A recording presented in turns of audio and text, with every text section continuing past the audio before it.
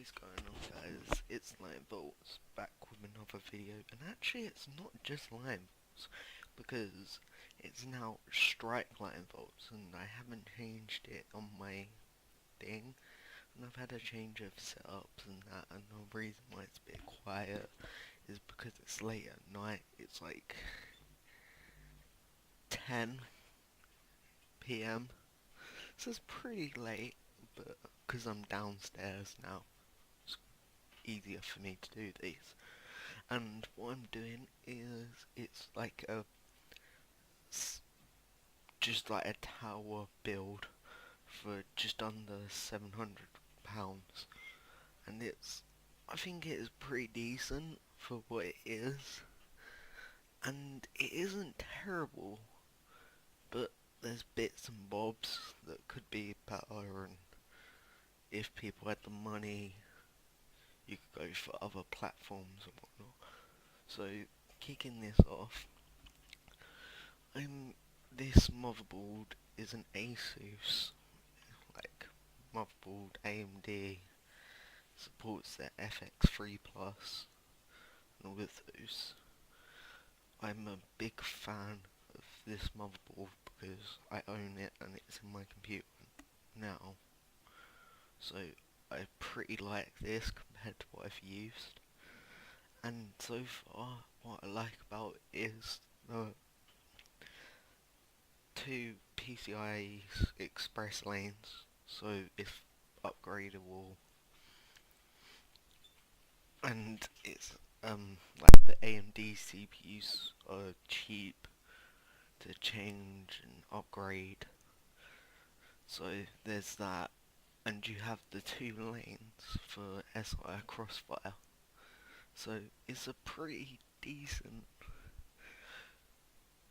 build, you know, and it's not terrible for what it is, because it's a pretty overall good standing board. I like it, and that's what is in this build, and also because it's AMD kind of not like grouped around, because it's not all red, but you know. Then we're going for the FX63. Yeah, that. It's got 6 cores, so it's pretty good. It's better than a 4 core, so it's a slight tier. You can get a turbo boost clock of 4.1, and the stock is 3.5 gigahertz. So it's not a bad CPU really, but the only downside is it's going to use quite a bit of power. But you'll see what power supply we're going for and what you may think, and also for any of you say, but this is going to be for this. This is a 16GB 228 sticks of Ripjaw's memory DDR3. So clearly you can tell this is a slightly older system, but you will see a still kick performance. If you wanted to go spend like nearly £1,000 or build an Intel platform, I'll do a video on that. If you leave comments saying that's what you want to see, I'll see and look into, dive into that and try and come up with one.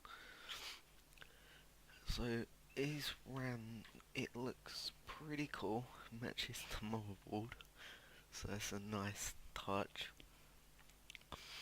I like the fact of it's 16 gigs, and it just has a nice cooler and looks pretty nice and will fit into the theme. And now, this is where probably a lot of you are screaming out and saying, well, look, you've got a blue theme, but your graphics card is an MSI, like, red gaming card. I know that, but you're only going to be seeing the top, so if you have like modding skills, or you know how to wrap them, or maybe you don't even want this particular card, so if that's the case, you can find any one that you would want. But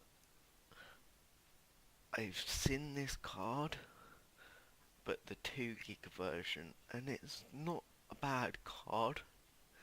So it's not as great, I'd say, as an Nvidia like GPU, but for this price, you can't really argue with it that much, considering it's a 4 GB.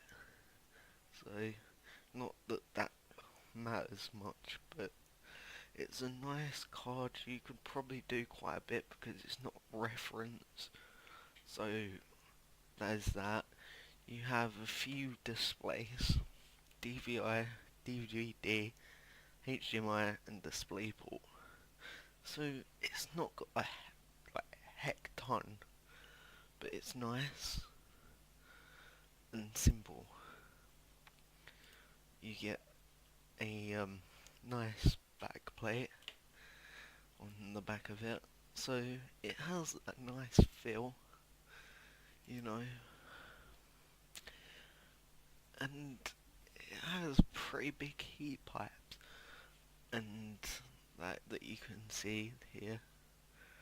Those fans are pretty big, and I think, if I'm corrected, it when it's at idle, the fans don't spin until the card gets hot enough, and they only spin then to keep it cool. If I'm wrong, I'm sure someone will correct me, so write that down. A 750 watt power supply, so it should be maximum for that graphics card. Also, it's EVGA, so it's great quality. You know it's gonna be great because EVGA is a big company. Also, the clear thing we've got to see in this is the Nvidia Ready or Crossfire, like SLI or Crossfire. So that way you know it's got enough juice to be able to run 2 cards. And here's some like diagrams and stuff of like their different power supplies and stuff. But the good thing I'd say is you can always use that extra graphics card lane with this power supply without having to upgrade it and all of that. So there's that. I went with this case because it was just cheap at the time on here on Newegg, and I don't think it's terrible. Really, it doesn't have much of like the grommets where you can like, feed the cables round and do all that nice stuff. But judging by if you're watching this, it's not something that I worry about because I know it can increase performance and that, but at this price and that kind of case, you could get a new one down the line and upgrade it and do all the fancy upgrades you want. But for this budget, I went with this case to just because I like the aesthetics of how it's designed a bit. There was a few that I liked, but this one kind of stood out more. So there was that, and it looks more pop, kind of stands out. Oh, and it has the removable dust filter on the top, which kind of like pushed it over the edge. It looks like a pretty nice sturdy case, but if there is a coarser one that's just as nice that looks similar but it's a smaller case. So there's that as well. And for this price, you can't really argue with that. This is a Kraken X61. It's 280mm liquid water cooled radio. The benefits of liquid cool is it will keep it cooler more easier than like stock coolers and that, which considering AMD is known for their CPUs to get pretty hot, that's where this is going to come in. And so it's going to keep your CPUs cool and that. And it's definitely, I'd say, not a requirement, but if you've got an AMD CPU that you're planning to overclock, or it's a Black Series, you're probably best getting these, like any sort of water cooling or whatnot, just to keep those temps down low. Especially if like you're gonna overvolt or boost clocks or overclocks or anything like that. Also, it has an RGB light on the actual cooling block, so you can change the colour in the like software, so you can match your thing, like here. So it's a nice idea. It's gonna keep your CPU cool, and the reason why I went for this into the build was because of the capability of being able to change the colours on the blocks.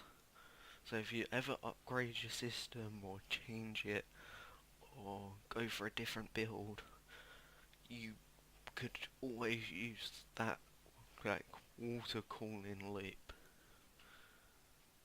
if you wanted to. So it has like a multi-purpose longer life.